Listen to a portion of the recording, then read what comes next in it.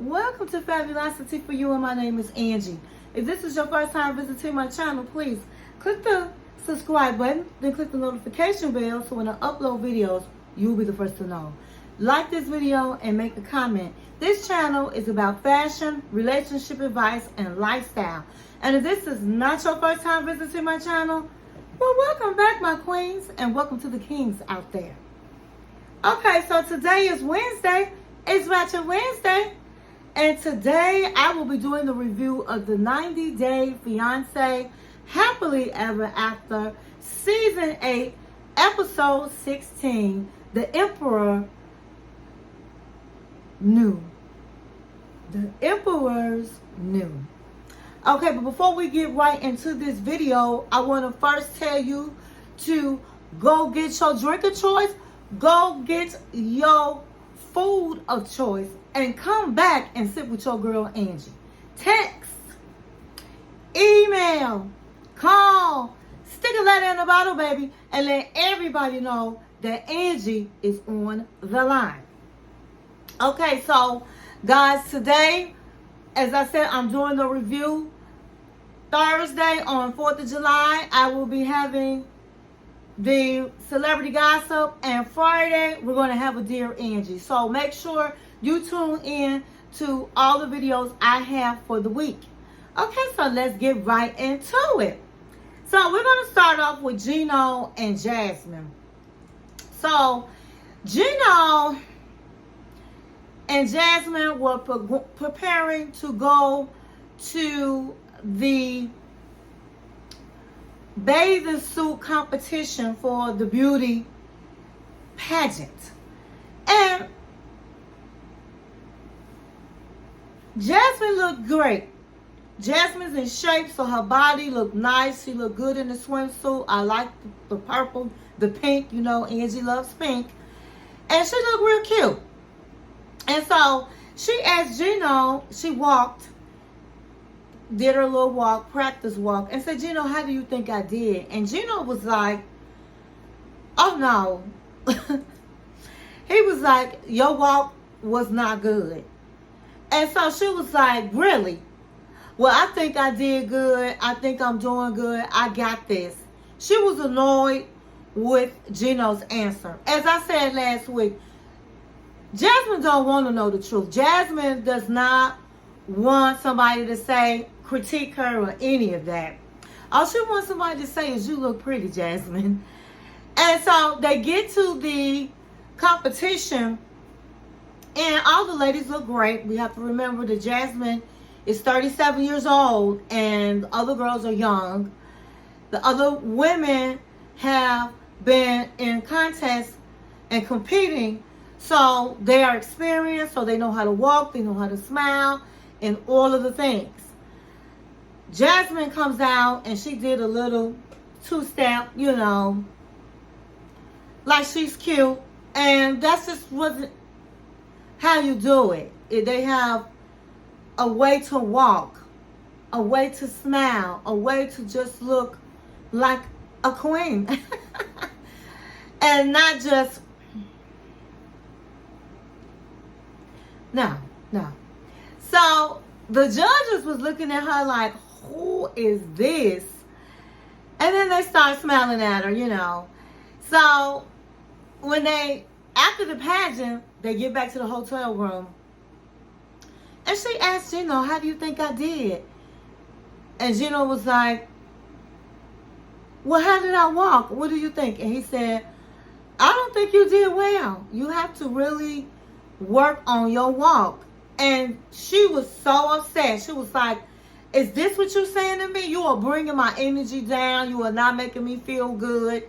So she made the decision that, hey, she said, Gino, I need my husband and not a manager, so I'm not inviting you. You're not invited to the rest of my practice because you bring my spirits down. And he was like, are you kidding me?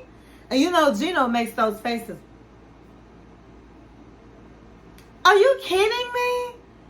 And he said, why? And she said, because you just making me feel bad. You're not helping me at all. You're making me feel worse. And I need my energy up. So he was like, you know, after all I've been doing for you, you think I'm not for you? I mean, he did pay the $1,200 that he had to find because he really didn't have it. Not for that. So, all she wants is him to say, you look good, and that's it. And that's probably what he should do. But she said he's not welcome. I really didn't think he should be there anyway because nobody else's boyfriends, husbands were there. But he's hurt, and so we just have to see what happens next week. Next, we're going to talk about, we're going to go into Manuel and Ashley. So last week, they were arguing, and Manuel said, if you don't give me the money, I'm just going to go ahead on and go back to Ecuador and work so I can get my family the money they need. Ashley was real upset. She left out last week, met her friend. This week, the friend and Ashley come back, and they're there. Last week, they had confronted Manuel, and Manuel was very upset. Manuel finally admitted that he was talking to his baby mama. He said he don't know why he didn't tell her the truth, but he was not honest, and he regrets it. So he did admit to Ashley, yes, I have been talking to my baby mama. Ashley was not really upset about that because she understands they have children, and so, yeah, he has to talk to his baby mama. But what she didn't understand was why he led her to believe that they didn't have a good relationship and he was not talking to her. She also was upset because she asked him if he sent any money while they were in New York. And she asked him that because his friend Jonathan told. Now, why Jonathan told his business like that, I don't know. But Manuel said, no, I did not send any money. I didn't have my card in New York when you had it. And when I asked for it, you didn't give it to me. So how would I send money? So she said, well, there's other ways to send money. And he said, it didn't happen. Well, why would your friend lie? And he was like, I don't know, but you need to believe me. So he walks out into the kitchen. And he's like, I don't understand. If I'm telling her the truth and I'm telling her I didn't do it, why is she not believing me? It's hurting my feelings. Well, you haven't really told the truth about a lot of things. And by not being up forth with information is not telling the truth. So they argue, and he's like, I'm leaving because I try to do right, and all I'm doing is trying to help us. You take us back by keep accusing me of stuff. And she was like, you know what? Bye. Now, I have to agree with Ashley, as I've been saying. You can't just ask for money and she's giving $1,000 and she can't ask a question like, what is it for or who is it for? That's just not right. And then you're going to threaten her if she don't give you the money to go back home. Just shows me that, hey, this man is not in it to win it. This man is a user, is what I think. Because in a marriage, it's no, I got secrets or this my business. That's not how married people act. And Ashley is sick and tired of being sick and tired of pulling information out of Manuel in order to get information. Now her friend, after he leaves, is like, oh, do you regret bringing him here? And she was like, I don't know. I don't know right now. I didn't think that was a good question for her friend to ask. I didn't understand why her friend sees her friend arguing with her husband and she's sitting there and all she was missing was some popcorn. She should have got her behind up and went for a walk or went home. There's no way I would have been listening to an argument with another married couple. I wouldn't have done that. So I don't know what kind of friend she has, but I didn't like that. So we just have to see what happens. I don't know how this couple is going to come back from that. if Manuel is not willing to be more open with his wife. Because I still remember his friend said that the baby mama, which is his ex-girlfriend, had been asking lots of questions about him, and he kind of felt uncomfortable about her doing that. So is he really just talking about his children with his baby mama? I really don't think so. But we got 3 more episodes, so I guess we'll find out. Okay, so next we're going to talk about Patrick and Thais. So Patrick and Thais been going through a lot because the families have not been getting along, and it caused stress in their relationship. So Patrick was like, you know what, I'm gonna take Thais out for couples night. And so they go to a restaurant that they went to when they were dating. It was actually their first date.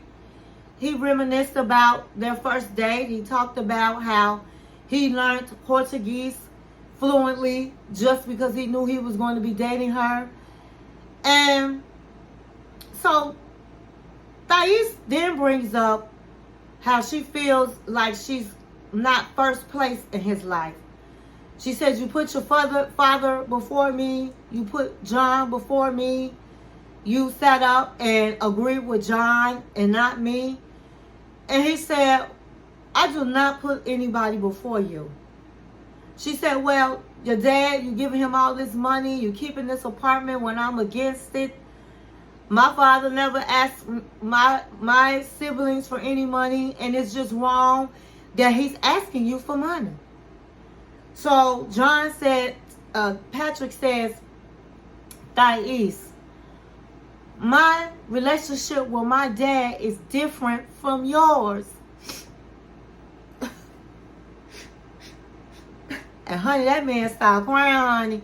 And Thais looking at him like, why is he crying? He's somebody that never shows his emotions and cries like that. And she was like, I just don't understand why.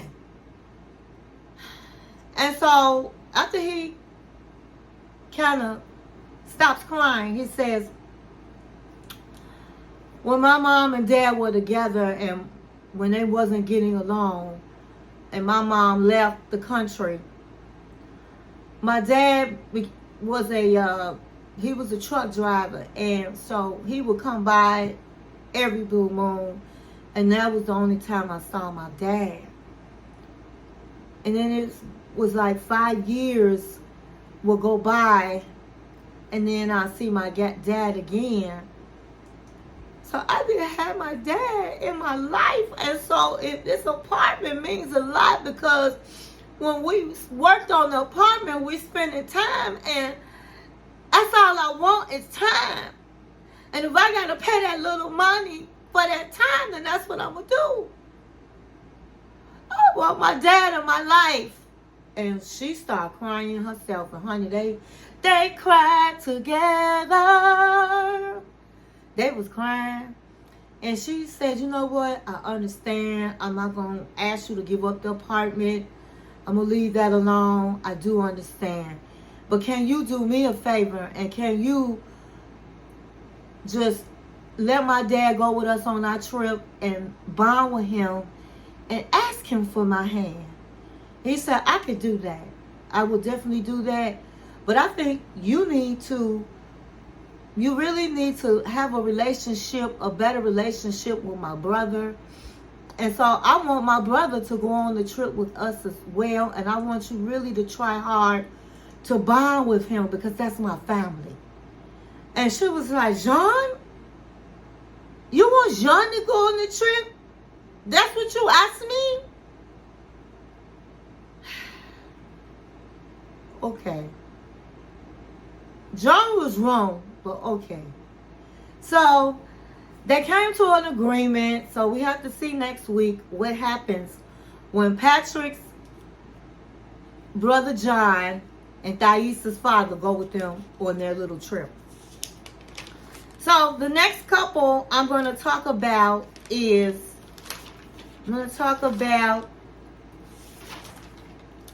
Lauren and Alex. So Lauren goes out shopping with a girl. I guess it's her friend. I really don't know who she was. I'm going to say her friend. And she hadn't been shopping since her surgery. She hadn't really been out the house. And so she's really happy to get out. And she said to her friend, I'm going to plan a date night with Alex because Alex and I, marriage has been strained ever since I got this surgery.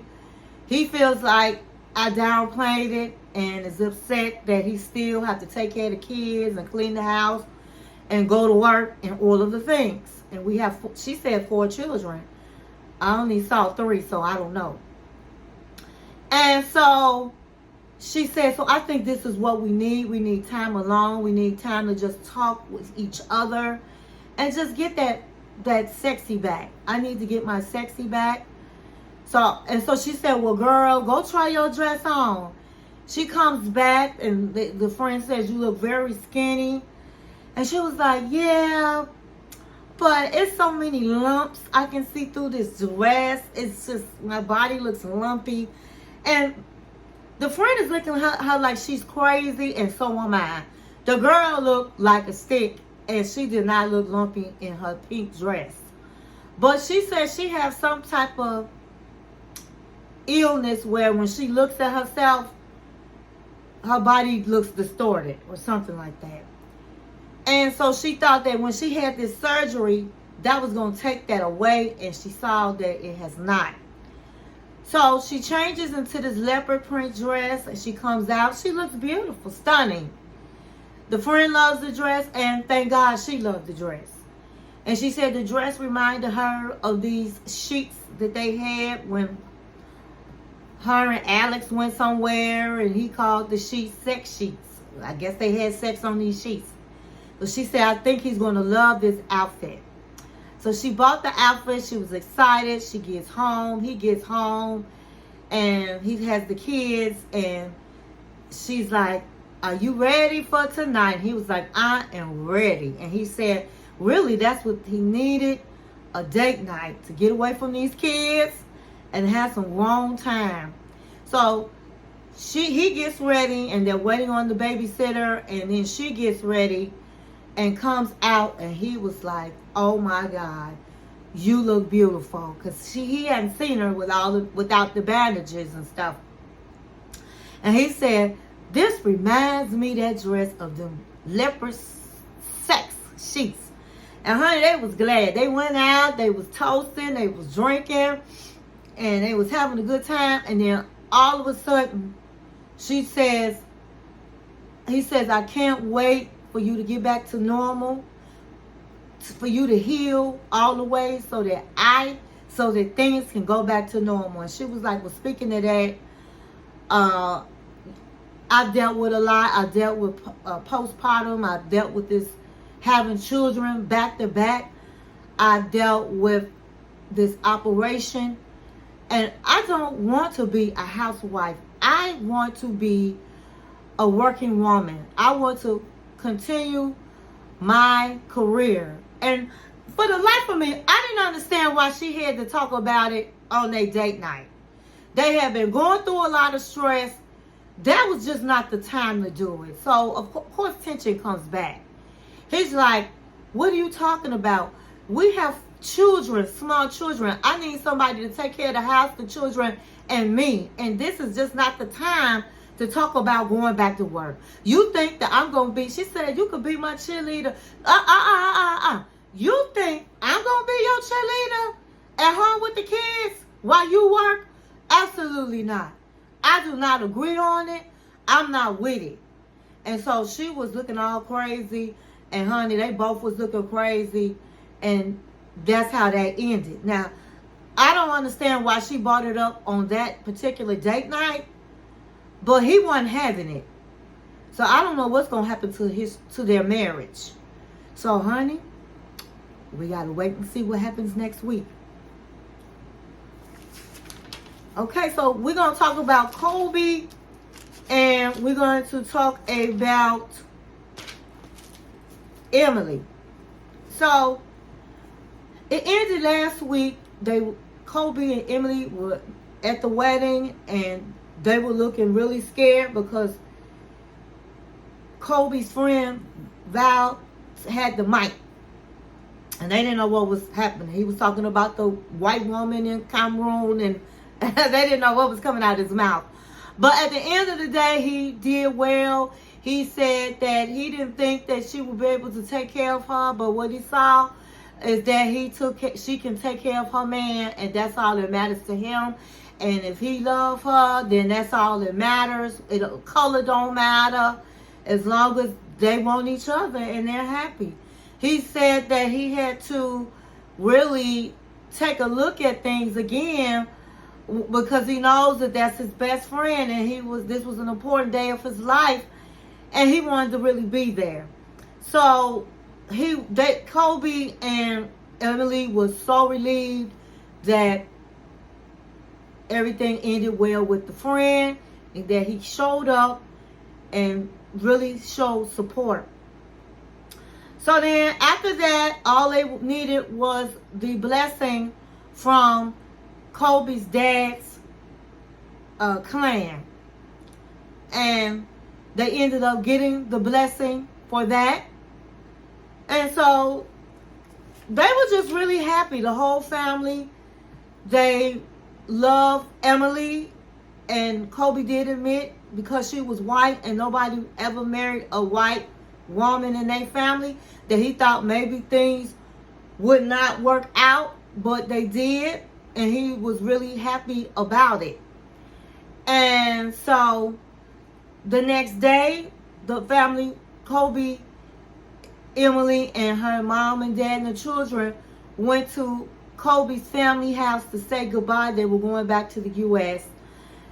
Emily wanted to leave the dad with some clothes for the USA clothes, because when her dad came, he had to wear the Cameroon outfits, and so she wanted his dad to do the same. So Dad was more than happy to put the outfit on, and it was like a shirt, and it was like the United States flag, and he loved it. And they gave him some shorts and a little bag to carry around his body, one of those body bags, and he loved it. He had a great kick out of it, and so did the whole family.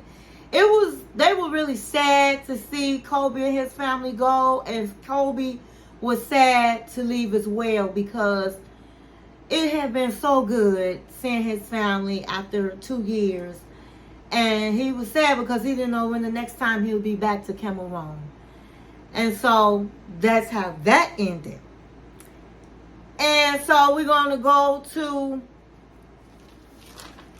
Rob and Sophie. So it's Rob's birthday weekend, and he decided that he was not going to sit around and wait for Sophie. He was not going to hold his breath. He was not going to be sad.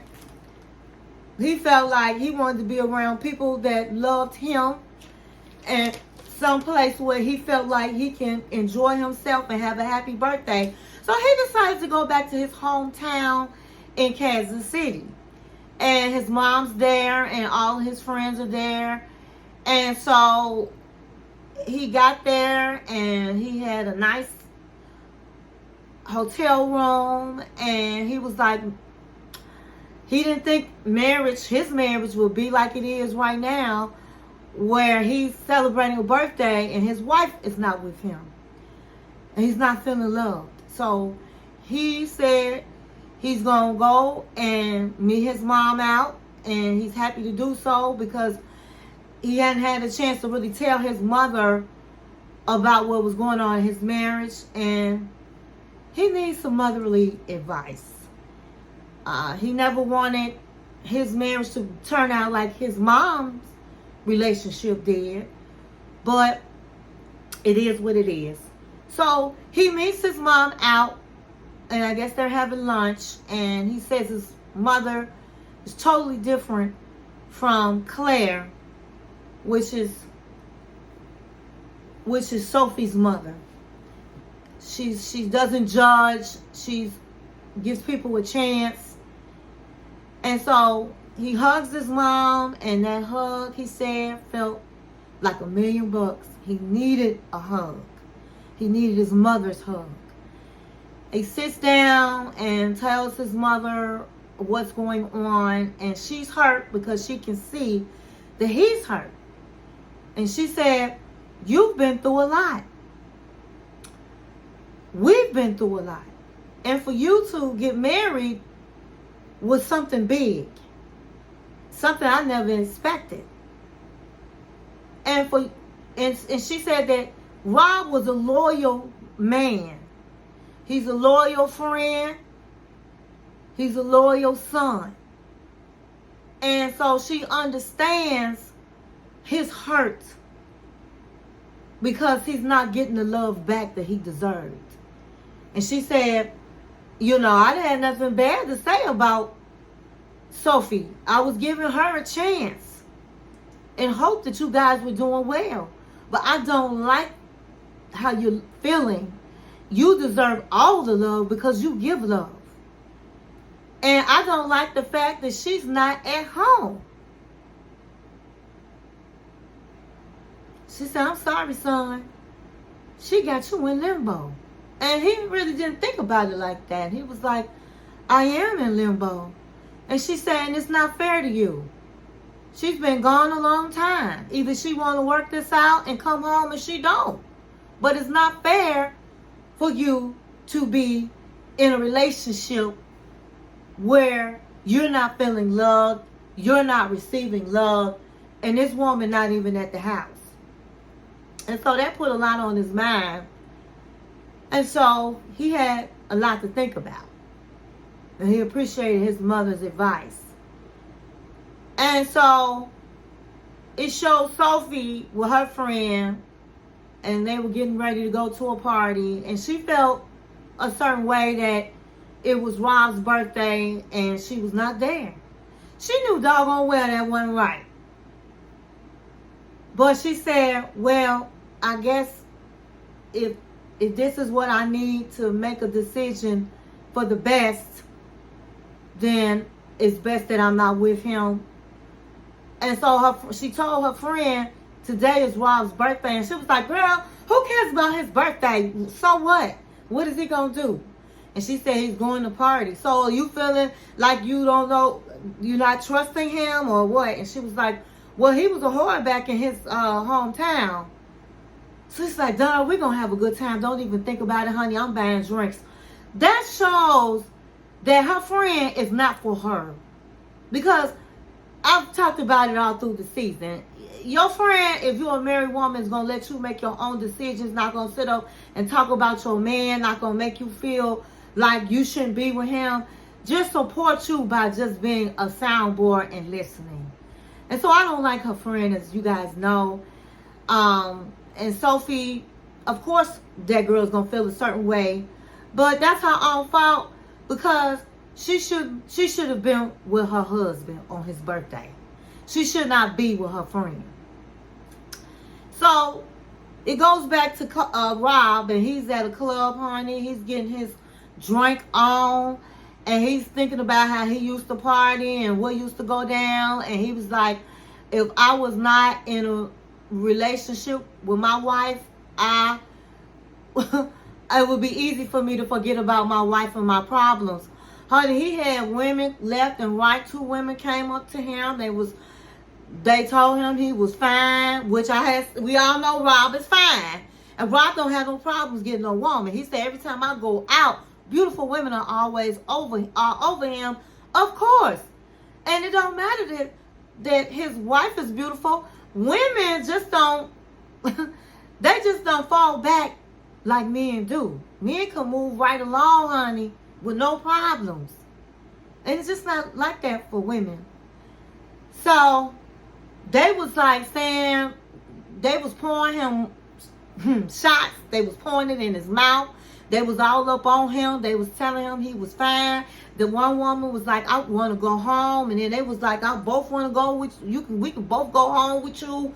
I mean, it was a wild situation where it would be hard for a young man to turn it down when the wife is not in the house.